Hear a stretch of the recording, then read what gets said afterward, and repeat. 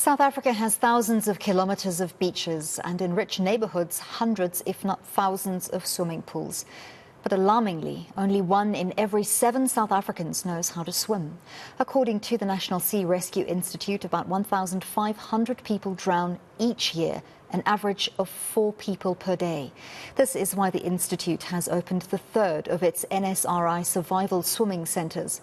After launching similar facilities in the Western and Eastern Cape, KwaZulu Natal communities can now also benefit. The newest facility was recently opened at a school on the KZN South Coast and will service the greater Port Shepstone area. Let's find out more from the NSRI's Drowning Prevention Manager, Andrew Ingram. Andrew, thank you so much for speaking to us this evening. Can you start off by telling us about this survival swimming centre at Duduzile Secondary School specifically and the skills that you aim to teach there? Yeah, good evening. So the survival swimming centres are, it's a swimming pool, a 6-metre swimming pool built in the back of a 12-metre shipping container. And it's, so that contains a really effective shallow swimming pool for children to learn to swim in, as well as an office in the front 6 metres that our instructors can use for children to change in and for their office during the working day. So the problem that we were trying to tackle is that there is very little safe water for children to learn to swim in, and by that I mean water that is clean and warm and that is not going to make children sick, as well as not too deep and has no obstructions in. Municipal swimming pools are absolutely perfect, but actually there are very few of them in South Africa that are usable year-round and are run effectively. So this is a way of getting safe water into a school. We put our survival swimming centre in there, and we can teach all of the children in that school as well as the surrounding area how to survive in water if they suddenly find themselves out of their depth. So what we teach are 4 basic skills, and that is how to control your breathing if you suddenly immerse in water, how to orientate yourself, so open your eyes under the water so that you can see where it's safe to swim to get out, how to float, very importantly, and then how to move only 5 meters through water. Because we find that most children who get into trouble out of their depth are very, very close to safety, within 5 meters. So if they suddenly find themselves out of their depth and they're able to float, move 5 meters back to safety, we're going to drastically reduce the drownings that are happening in our country. Because this swimming survival centre is run from a shipping container, I'm assuming it's relatively easy to transplant or to duplicate this model in numerous locations. Yeah, well, that's exactly the point. So we can pick it up and we can move it from school to school, area to area, and you can roll them out anywhere. We've chosen to put them in, the first one was in Riebeek Kasteel, so it was fairly easy for us to get to from Cape Town and check that all the systems work. The second one in Tombo village, which is between Mthatha and Port St. John's, it's extremely rural and very difficult to sort any issues out there. And that was a heck of a learning curve. And I think it's now, I know it's running extremely effectively. And the third one on the south coast, also a very poor rural area. And it's just absolutely magnificent that we can get such an advanced swimming pool to the people who need it the most. So it's not only learners at the Duduzile Secondary School who are going to benefit from this, correct? Tell us about the community, the wider community outreach. Yeah, so I think that the really important thing about teaching children and adults to swim is to make sure that you're starting a culture of swimming in a community. If parents can't swim, it's very unlikely that their children will learn to swim.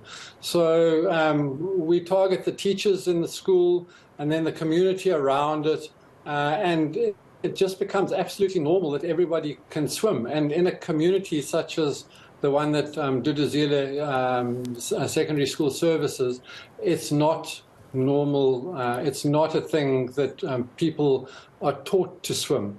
Many of the children, especially the boys, teach each other, and that's not always ideal. So the skills that we are able to impart to the community members are really how to do things safely and properly, and we hope that it will instill a culture of swimming within that community, which will carry on for many generations.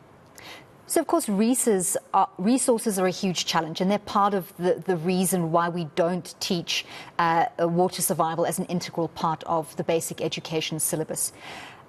Are there ways, apart from these survival swimming centres, that communities can empower themselves to try and teach children some sense of water survival skills without having to wait for the NSRI to duplicate this all across the country? Because we know your resources are also stretched.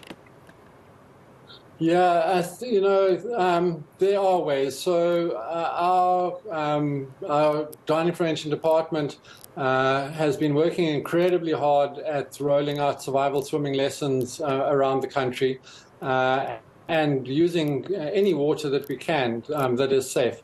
Municipal swimming pools are probably the best used, but there are all kinds of other swimming pools. There are swimming pool companies that have demonstration pools that we're using. We hire local people to teach swimming in their community. There's volunteers. There's a million different ways that we are working on to roll out as many swimming lessons in as many different areas as possible. So community safety is a governance issue. Do you feel enough resources are being pushed towards water safety and prevention of drowning, whether that's by provincial governments or by local municipalities?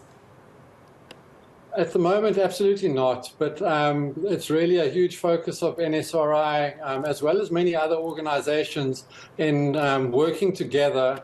For example, looking at bylaws that govern safety around private and public swimming pools, and through getting this message by telling the tragic stories that we see almost every day of children especially drowning. There's so many simple things that we can do, starting off with basic education and getting that into schools, and then winding it up to survival swimming lessons, and ideally carrying that on to allow children to learn to swim different strokes and possibly become Olympic athletes one day. Let's talk a little bit about those tragic stories. So out of the 1,500 people in South Africa who drown annually, what percentage would you say are children? About 30% of those are children under the age of 14.